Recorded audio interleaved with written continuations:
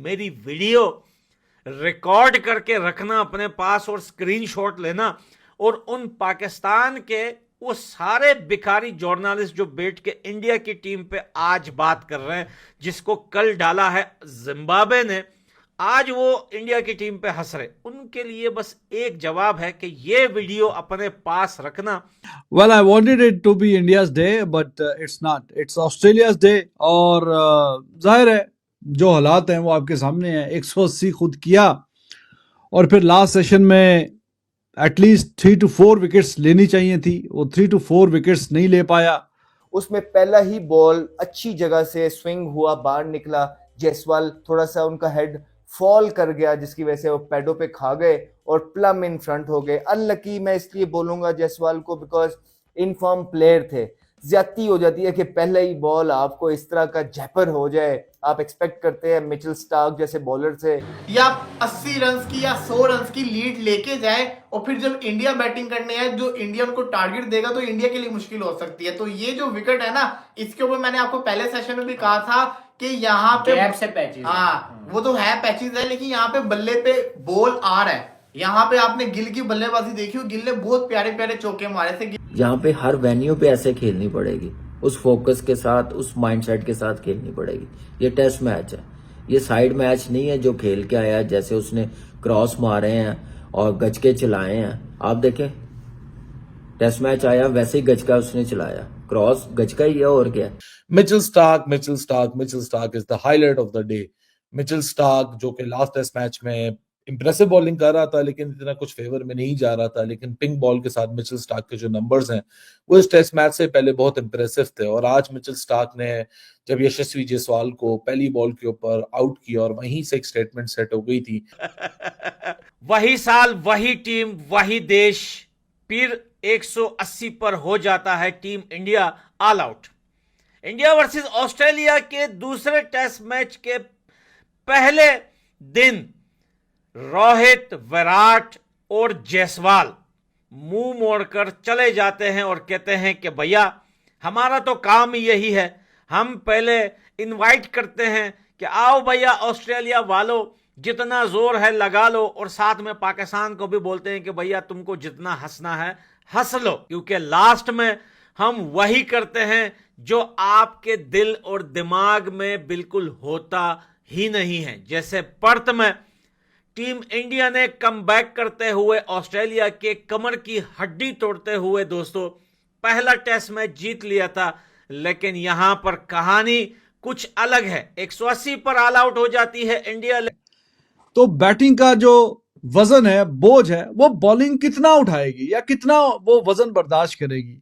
अब हर मैच में तो अगर आप एक्सपेक्ट करेंगे जी 150 करने के बाद भी, 180 करने के बाद भी आपकी बॉलिंग 50 रन की, 60 रन की लीड निकाल देगी, तो ये बेवकूफ़ी वाली बात है। ऑस्ट्रेलिया है वो at the end of the day, और ऑस्ट्रेलिया अपने घर में खेल रही है। ठीक है पहला मैच बहुत तगड़ा जीते, लेकिन कहीं ना कहीं जो बैट्समैन है उनको अपनी जिम्मेदारी का एहसास करना होगा और रन्स करने पड़ेंगे। ये कोई बात है यार कि हर मैच में बैटिंग कहीं ना कहीं कोलैप्स कर जाती है, और आज फिर जो कोलैप्स की है इसके एक्स्ट्रा प्रेशर की वजह से ही ये जो बॉलर्स हैं वो भी, जब उनको पता होता है रन्स पे, बोर्ड पे रन्स ही नहीं है, तो कहीं ना कहीं उसका असर आता है बॉलिंग पे, और बॉलिंग पे जो असर आता है तो फिर वो आपके सामने है सूरत हाल। और ये मसला अब काफी अरसे से है, पुराना मसला है। बैटिंग अगर अपनी जिम्मेदारी का एहसास करते हुए बेहतर खेले, और स्टार्क ने आज वही करके दिखाया। पहले बॉल पे जो है भारत को आके एक झटका दिया, जो कि जायसवाल उनके मेन प्लेयर पिछले मैच के, जिन्होंने टोन सेट की थी जिसमें जीत में बहुत बड़ा हाथ था जायसवाल का, पहले बॉल पे ही वो पवेलियन जाते बने। उसके बाद केएल राहुल सेट हुए, अच्छा खेल रहे थे, वो सारी चीजें रिपीट की उन्होंने जो पिछले मैच में कर रहे थे, लेकिन उनके साथ भी यही हुआ। एक बाहर निकलता हुआ थोड़ा सा शॉर्ट ऑफ लेंथ बॉल था जिसको वो पोक कर गए।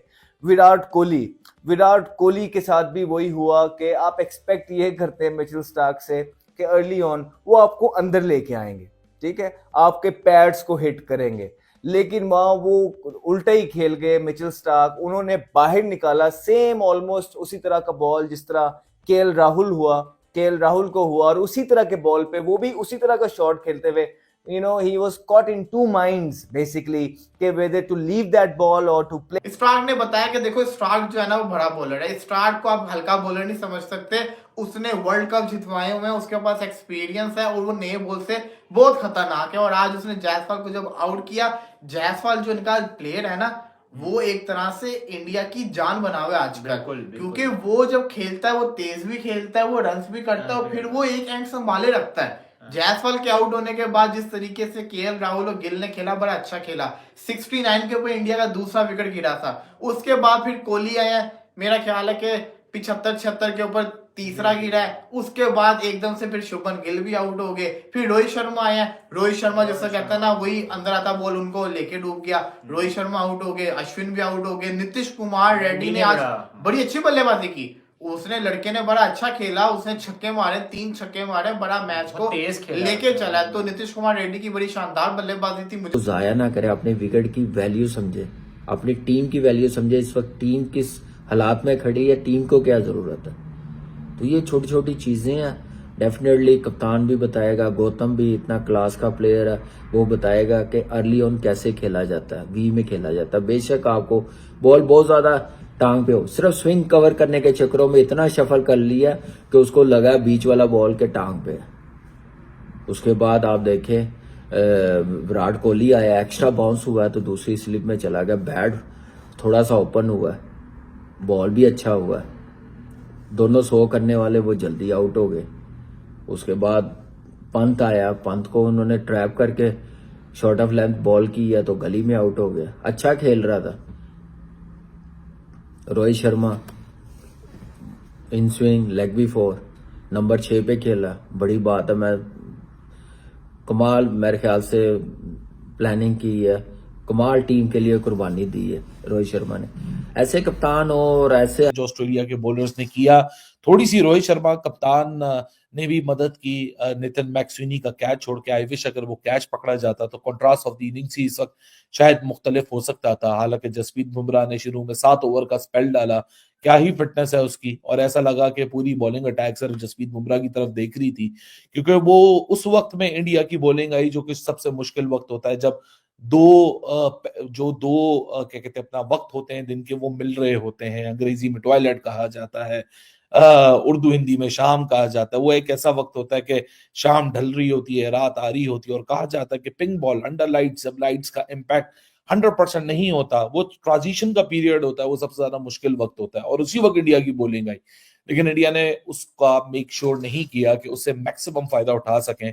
यहाँ आइडियल सिनेरियो में 180 के बाद कुछ उसी तरह का एक इंस्पायर्ड स्पेल की जरूरत थी, जो इंस्पायर्ड स्पेल पर्थ में आया था 150 पे ऑल आउट होने के बाद, और उसके बाद Jasprit Bumrah single stand alone team India को अपने कंधों पे उठा के वापस